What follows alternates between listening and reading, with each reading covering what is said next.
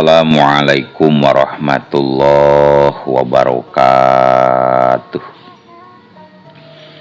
Wadia bala di mana wae ayana.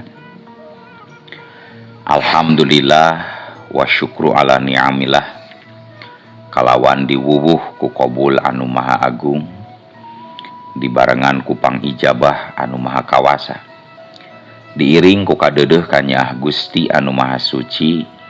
Urang ayeuna dugi kadanget ayeuna masih keneh tiasa ditepang dangukeun deui dina acara anu matuh kamemet urang sadayana. Nyatana dina pagelaran dongeng Sunda jejer carita gara-gara munjung ayeuna kantun bagean anu ka opat nanya pamiarsa. Ieu dongeng mangrupikeun buah karyana Kang Rudiansah ti Palihan Garut. Kangge Kang Rudiansah ngahaturkeun rewu nuhun laksaketik kabingahan rehna parantos ngintunkeun naskah sekaligus ngawidian mamang kangge medar ieu dongeng dina channel ATE official ieu. Atuh sumangga kanu teu acan subscribe geura subscribe heula. Ngarah langkung pogot sareng langkung sumangat deui ka si mamangna dina enggoning medar ieu dongengna. Ning hilap di like di komennya nu saseueur-seueurna. Lainna naon, mamang mah sok bingah kitunya. Upami maosan komentar-komentar ti para wargi sadayana teh. Kalintang bingahna deui upami mah link video mamang ieu dipangeserkeun atanapi dipangbagikeun kitu. Carana mah gampil, kantun salin linkna teras dibagikeun dina media sosial. Atuh ngarah teu nyangkolong tingkana waktos sumangga. Ayeuna mah urang lajengkeun deui dongeng gara-gara munjung bagean anu ka opatna. Kumaha salajengna sor cikopina, betot simutna, pagan tali kolorna, bisi morosot, merezel, morozol, uzel-uzelan di tengah jalan. Tumpak dung dung tes.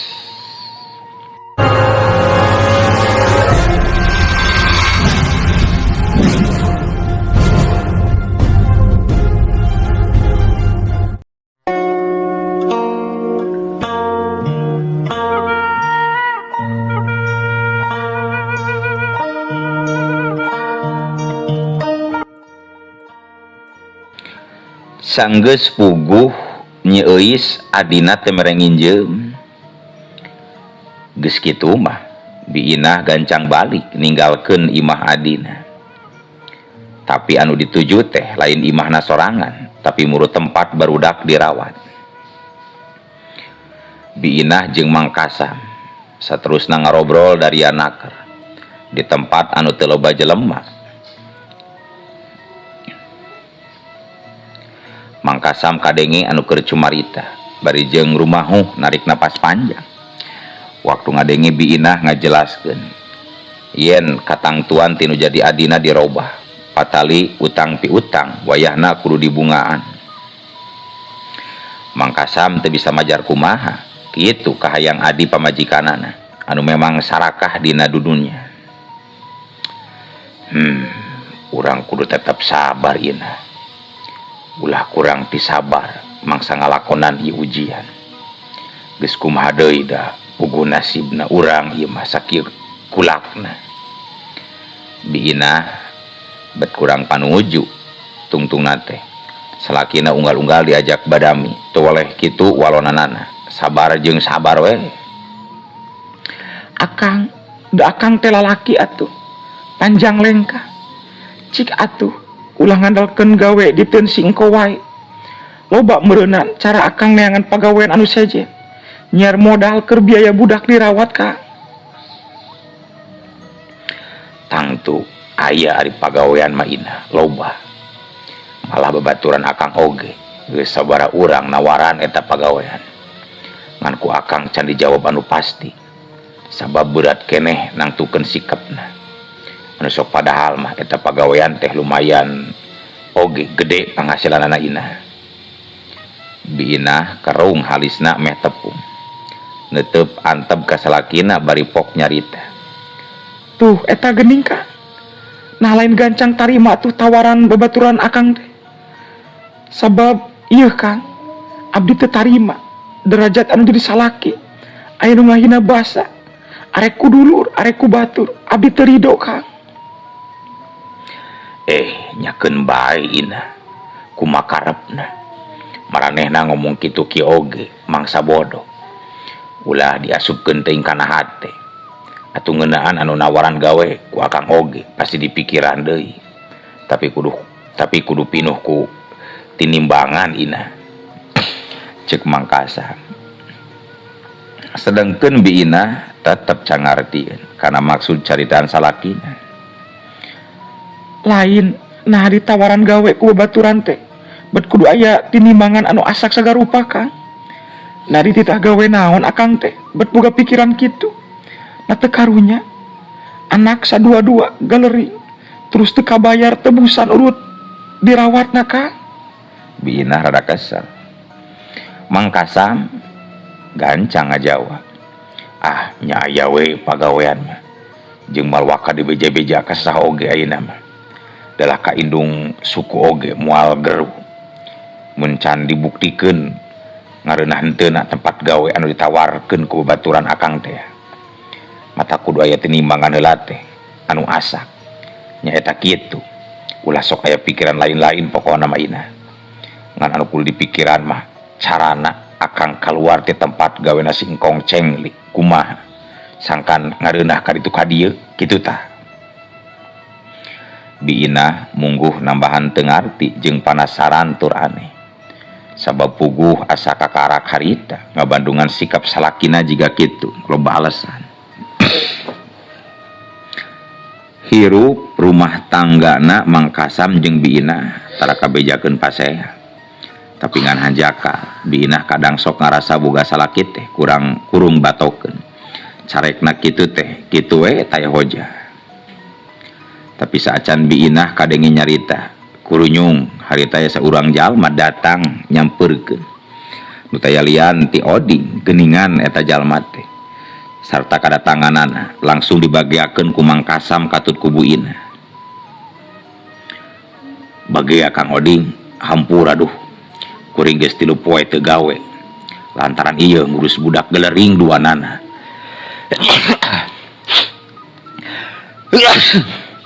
Aduh, jaba ieu awak kuring oge muriang Kang, peluk pilak batuk duh. Katambah duit teu boga, rokok eueuh ieu teh. Ngadaguan Kang Oding pisan sugan we ngiriman bako-bako wae mah Kang. Poma Kang nya. Ulah naon? Amanatkeun ka si engkong. Poma ulah salah paham gitu.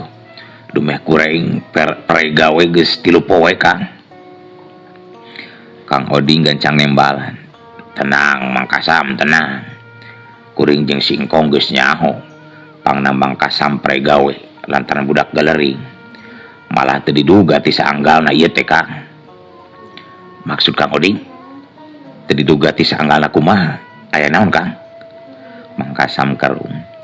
Kieu Mang, pangna kuring datang ka dieu jelas nama.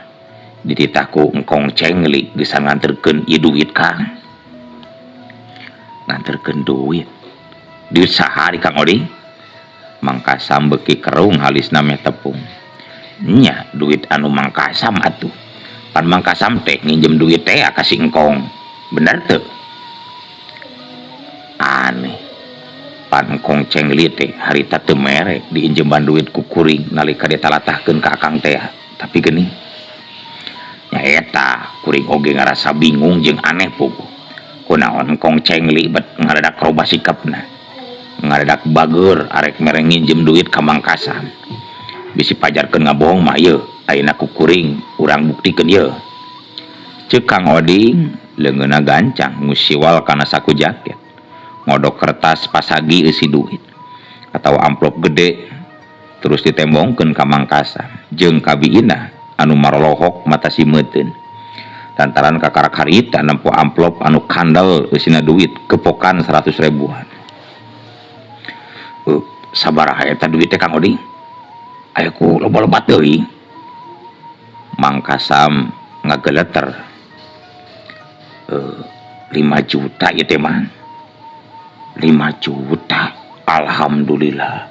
Tapi nah meni gede-gede teuing 5 juta mere nginjeumna. Kuring nginjem teh harita ngan ukur 3 juta apanan. Milik anu teu disangka-sangka we ieu mah Mang Kasam. Jeung deui kong cengling arti biaya bubutuh Mang Kasam ayeuna nambahan. Lain bae keur biaya budak sakola, tapi biaya berobatna. Bener teu Mang? Oding bari neuteup ka Mang Kasam harita teh. Mang Kasam gancang unggeuh ngabenerkeun kana naon anu dilisankeun ku Oding bi. Da memang jeung kanyataanana kitu kaperluan Mang Kasam jeung Biinah dina waktu harita.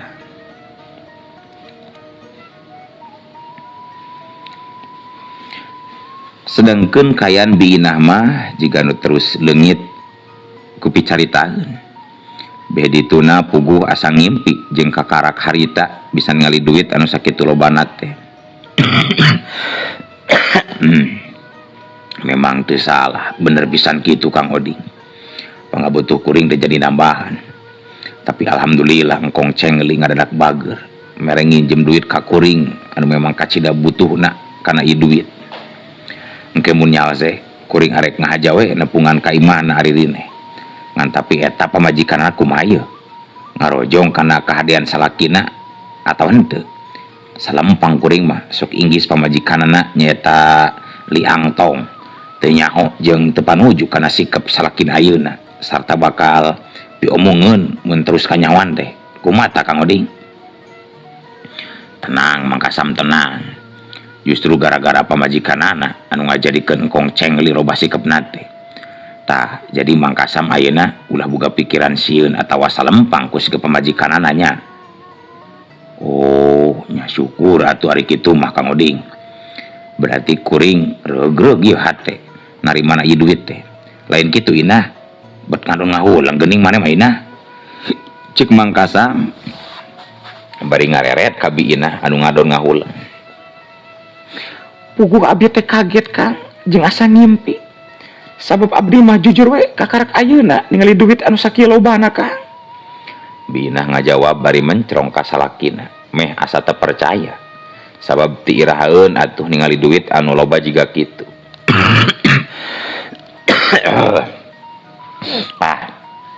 Tah ieu teh bukti yen kasabaran jalma baris diburuhan ku kauntungan Inah.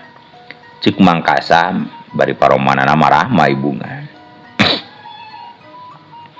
Kang Oding teu bisa lila-lila di dinya. Gancang amitan pikeun mulang. Sakitu atunya Mang Kasam ti diri kuring ayeuna. Sarua regreg ieu ari geus tepi mah amanah teh singkong teh. Muhun nuhun pisannya Kang. Sabab mun taya Akang kuring teh kasaha deui atuh minta tulung. Da mun teu ngaliwatan heula Akang mah biheung teuing meunang jeung bisa mangsana gerakeun pamaksudan jeung kahayang teh. Keun sami-sami Mang Kasam. Kuring oge ngarasa reueus tur bagja ieu teh taya papadana. Bisa ngabantu kana kasusah Mang Kasam. Sanajan can samistina ngabantu.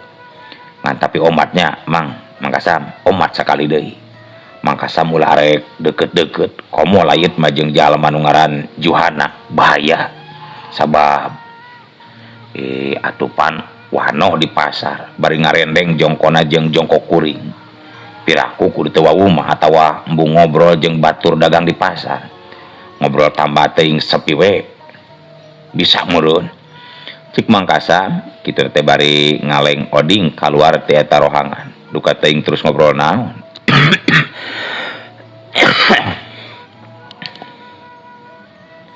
Sedangkan Biinah mah harita ngadon terus diuk dina kursi bari ngawaskeun kanu keur ngobrol ngajauhan. Ngarasa aneh eta oge. Waktu tadi katingali salakina bet bangun ngemu ngaruk karuas. Nalika Oding nyabit-nyabit ngaran Johana. Ngan Biinah teh terus dilamikirna. Sabab kaburu aya perawat puskesmas lorojol ti jero rohangan tempat budakna dirawat. Eta perawat teh kawilang awewe ngora kene. Ibu Ina, diantosan di rohangan ayeuna Ibu. Cek eta perawat ngareret ka biina bari ngajakan ka rohangan khusus. Laju kadenge biina anu tumanya ka eta perawat satutas aya di jero. Kumaha Neng dokter? Kayaan pun anak danget ayeuna. Parantos sakinten manawi tiasa upami ditinggal kayanana sata dicandak muli sakantena. Tanya biina nyorokcok. Nanya nate. Perawat puskesmas gancang awalon bari imun. Alhamdulillah ibu. Tuang putra duanana parantos paruli. Sarta tiasa langsung ditinggal kayanana danget ayeuna ku salira ibu. Nanging teu acan tiasa ari enggal-enggal dicandak mulang mah. Kitu manawi ibu. Jawab eta perawat. Oh, kinten-kintena sabaraha dinten deui pun anak tiasa dicandak mulihna Neng dokter. Estuning hormat pisan ka eta perawat puskesmas. Nyebutna oge Neng dokter biina teh padahal mah lain dokter.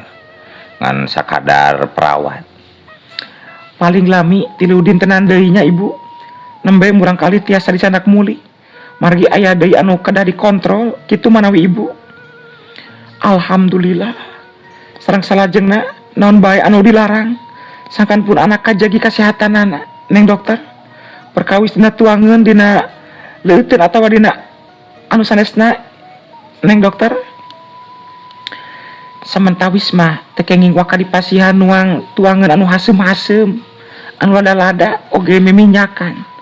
Atuh tuangeunana mah sementawis tos sayogi di dieu mangrupi sayur sop. Nanging tetep moal waka dipasihan gurih. Oh, muhun mangga atuh Neng dokter. Ngiringan be ibu mah kumaha saena.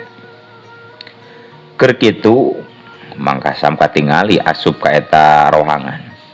Sarta dititah diuk gancang ku perawat puskesmas dina kursi gigireun biina pada nyang hareupan meja kerja.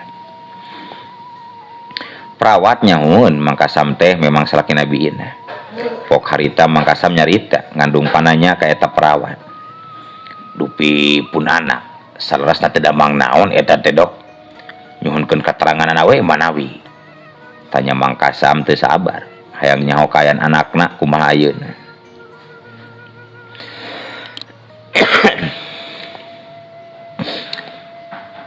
Tuang putra duanana teh katarajang lambung Pak Bu. Lambung dok.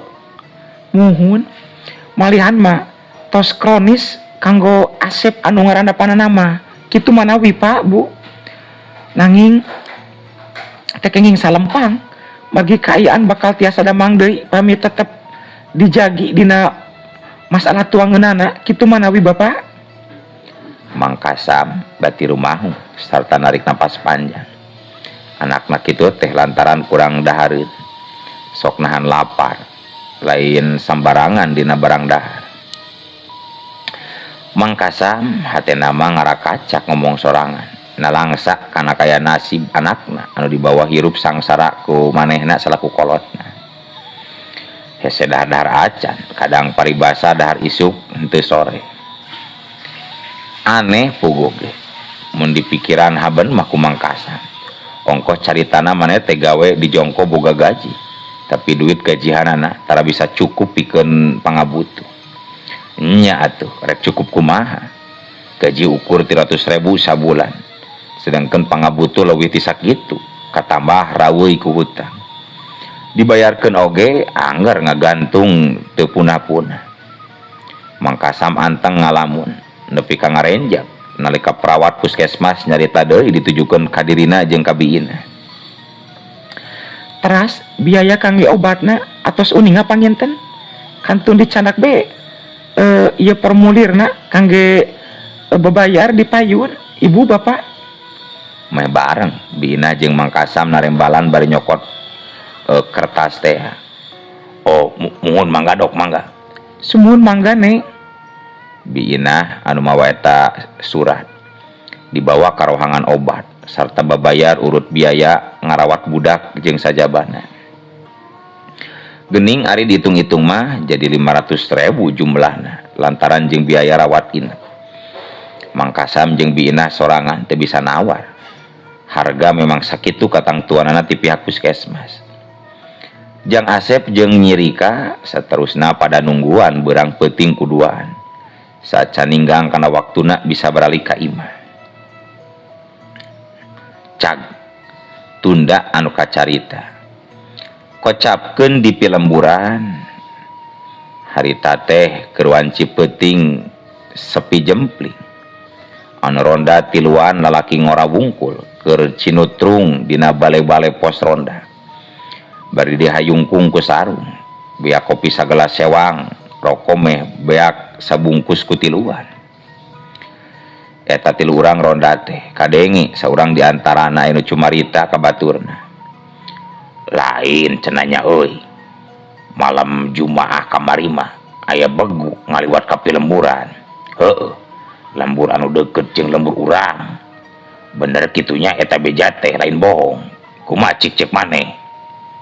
Baturna kadenge nembalan bari diuk di juru eta pos katelahna Jang Openg. Cenah euy Cil, kalembur batur mah sok aya begu atawa bagong ngaliwat tunggal peuting. Buah-buah lain sabagong-bagong nah eta bagong teh euy. Cenanya da eta begu teh jiga nu bisa ngaleungit cenah. Pasti udah keluarga arek ditewak terus dibarogod. Mansuk ku hareup eta begu kungsi kasabat ku bedog warga nepi ka ngagaik beguna oge cenah. Tah bareng jeung kitu langsung we jirim eta begu teh ngaleungit. Karto oge penasaran harita kadenge nyambungan ku caritaan. Saha eta kira-kira na anu munjung kana bagong atunya? Jadi penasaran dewek mah euy Cil. Kateuing saha atuh? Mun nya teh aya nu munjung ka bagong teh apa? Da can kabejakeun aya nu beunghar munjung. Nya malah nu beunghar munjung nya sampra kacaritakeun. Da mun seug aya mah begu atawa bagong na ngambah ka ieu lemburan. Geus moal diantepkeun ku deka mah. Cacag nepi ka modar ku dewek deuleu.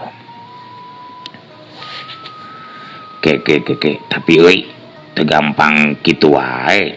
Nyacag bagong teh arek bagongnyaan arek bagong kajajaden eleh kesit urang anu bakal cilaka ditubruk bagong gitu. Mun sakirana aya bagong ulampreng ka lembur urang arek dikumakeun ayo ari pada saber kitu mah teh ngabayangkeun anu can karuhan gede si Macil.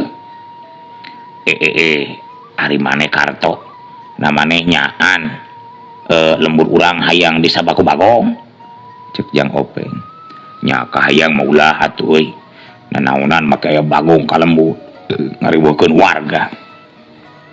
Tapi dewek memang penasaran ketang mun seug kamari bener bagong anu dirempuk ku warga lembur sejen teh kajajaden suku hareupna kasabet tada teuing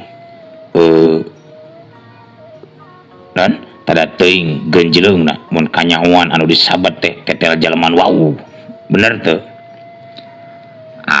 Dangke oge sok aya bejana gra euy mun aya anu munjung ka bagong terus kawenehan beunang kasabet komo bari kacang kalak mah pasti genjleung salembur geura.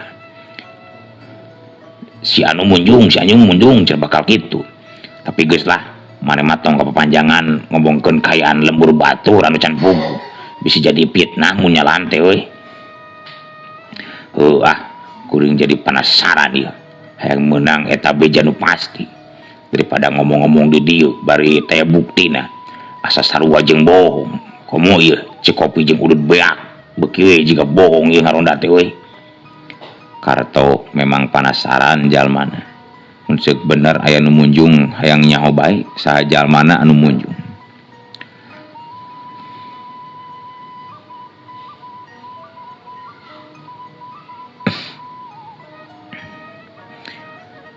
Para wargi sadayana Jang Asep jeung Nyirika geus bisa dibawa balik ka imah. Anu mungguh mata gregreg hate pikeun biinah katut mangkasam sabab budakna geus katingali rada cenghar deui mimiti pulih deui tina kasakitna. Luyu jeung janji teh anu rek nepungan engkong cengli dina hiji poe tur kawilang hade Mang Kasam langsung nyarita ka biina. Gesan indit harita kene ngajugjug imana engkong cengli. Biina tang tuwe ngarojong pisan karena pamaksudan anu jadi salaki. Bari teu weleh negerakeun rasa kabungahna. Nyajuk akang, umat bejakeun nya. Abdi teu bisa milu datang nepungan kitu. Ngedalkeun rasa panuhuna anu sakuma mistina. Tong salempang inah engkong cengli oge tang tu bakal surti moal ngananaha peda inah teu milu nepungan jeung akang ka manehna. Jadi tong aya perasaan salempang model kitu. Ayeuna akang ini teh nya inah bisi kaburitan di jalan kete. Nya sok atuh Kak. Ari arek indit ayeuna mah ka itu sing geura salamet jeung geura tepi Kang sing salamet di jalanna. Mang Kasam geus kitu mah terus miang ngalaksanakeun pamaksudanana. Gesan nepungan engkong cengli ka lemburna. Sarta teu kacaturkeun kumaha lila di jalanna. Mang Kasam harita geus tepi ka tempat anu dituju.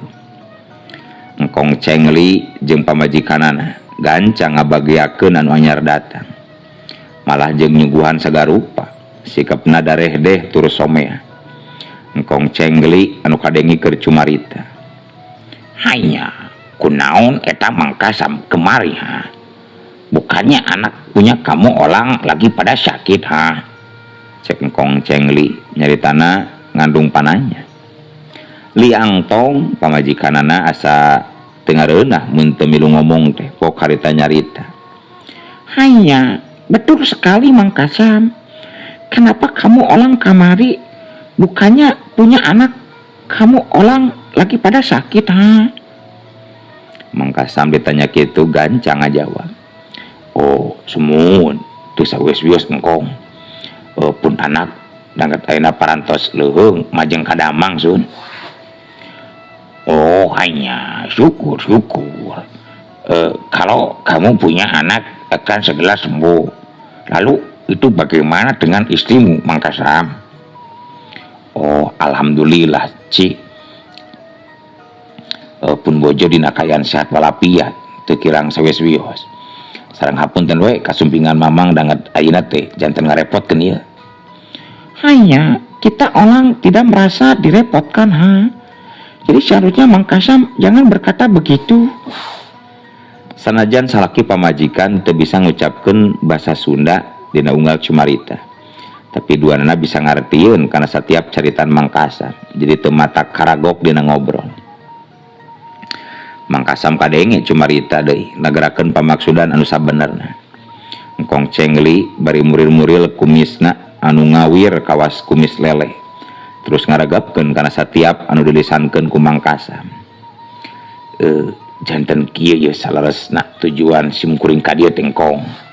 Oge salira si liang angtong nyata saja ngadugikeun rasa panuhun simkuring sareng pun bojo wireh kana kasayan salira duaan anu kalintang ageungna mercantenkeun masihan nambut artos malih kalintang ageung jumlahna oge geuning bari tebih tina sopan manawi nambut teh ngalangkungan lambe Kang Oding bari seuri engkong cengli kadenge nyarita deui. Oke hanya kamsnya kamu orang memang baik sekali ha, bisa ucapkan seperti itu pada awal. Tapi rasa panuhun kuring ieu can sampurna engkong sabab ngedalkeun tanpa barang jeung pamajikan teh kong.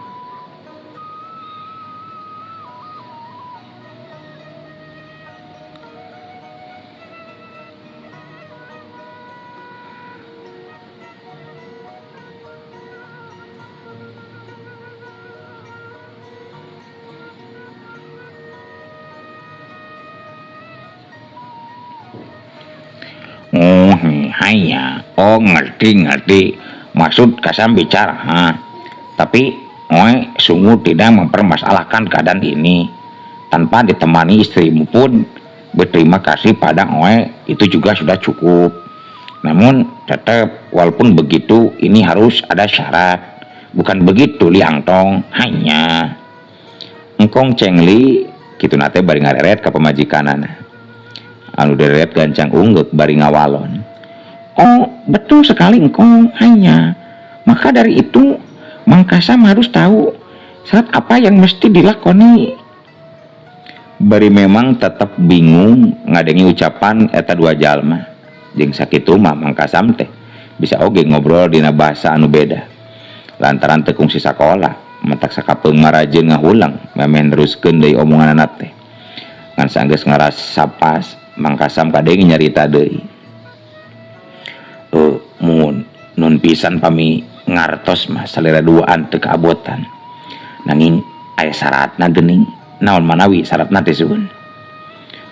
Kakarak ge Mang Kasam balem no atuh ari ujug-ujug uluh waktos nah kabujeng seep wadia balad keun atunya ya dongeng teh urang cekapkeun we heula dugi ka dieu insyaallah enjing pageto baris dilajengkeun deui atuh ku kitu ku kieuna mamang sejamit mungkur amit mundur ti payuneun para wargi sadayana. Ayo, assalamualaikum warahmatullahi wabarakatuh. Assalamualaikum warahmatullahi wabarakatuh.